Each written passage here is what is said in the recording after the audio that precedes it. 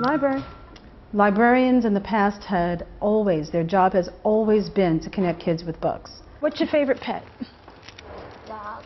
Okay. Stephanie Rosalia is not your typical school librarian, who spends her days checking out books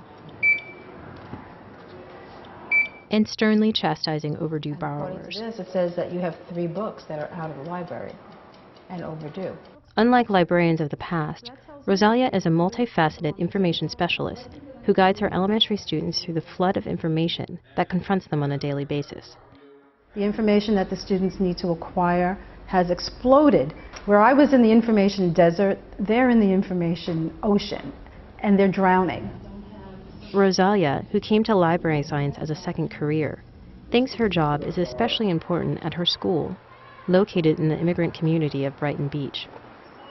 43% of our students have been in this country less than 3 years. So she uses every tool in her arsenal to teach literacy to students coming from places like Russia, China, Yemen, and Pakistan. Anytime I want to be humble, I go pick up the Urdu dictionary. My kids come from countries whose alphabets are not even the same. It's not even an easy transition. I have a lot of multimedia so that there are visuals that they can learn from. I have audiobooks. You put the tape in at the beginning and then you start to read the book. And then as you're reading the book, you're hearing the story too. My job, when people ask me, is I connect kids with books. I also connect kids with information. On this day, Rosalia is teaching a group of 5th graders how to find information about explorers on the internet. We're going to click on Explore Web Place. Today I was teaching website literacy. How do you know if what you're reading is correct, if it's true? It's something the kids don't even think about. He became Poet Laureate and official typist of Puerto Rico. That was his official job. Unbeknownst to the kids, the links were specifically designed to give them false facts. What if I told you that the first website you looked at was completely made up? They have to critically read what they find online. They just can't accept it. Lies.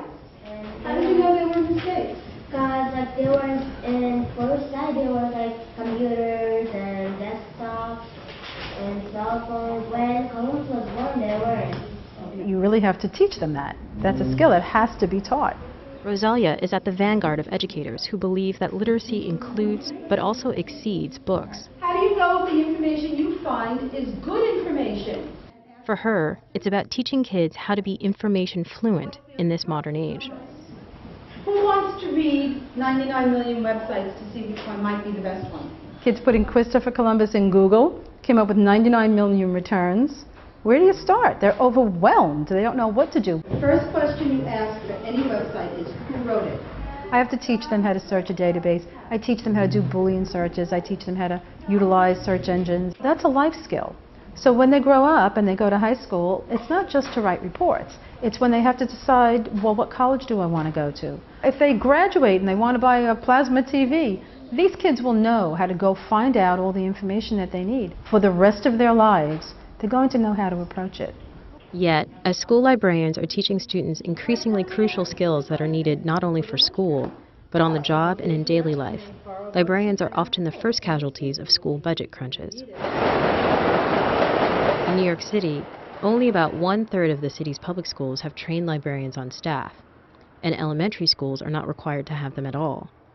Everything proceeds from here because the students can't succeed without these skills. By the time they get to junior high school and high school, the teachers are going to have an expectation that they can provide information in an ethical manner. Starting in junior high school is too late. Starting in high school is way too late.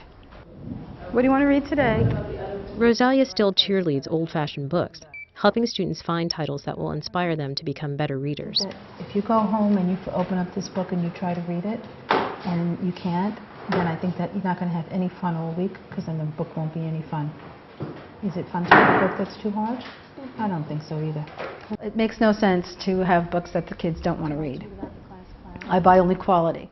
Do you think there's an interesting cover? I am a big believer in interesting nonfiction, because I believe in exciting kids' curiosity. Because if they're interested in one thing and it leads into something else and it leads into something else, well, guess what? That's an education. And before you know it, I've got readers. Her enthusiasm and gusto has paid off. Somebody left a bookmark. On Fridays, when the library is open for checking out books, the sign-up sheet is packed with names, and the students' excitement is palpable. The third graders especially, this is the first year they're borrowing on their own. They come running in here like it's a Macy's fire sale. I never knew my school librarians. I could tell you every teacher I ever had my whole life except my school librarian. The library should be the center of the school, and it's a pity when it's not. Okay, I want you to tell me how you like this adventure, and this has such cute pictures in it. Did you see that?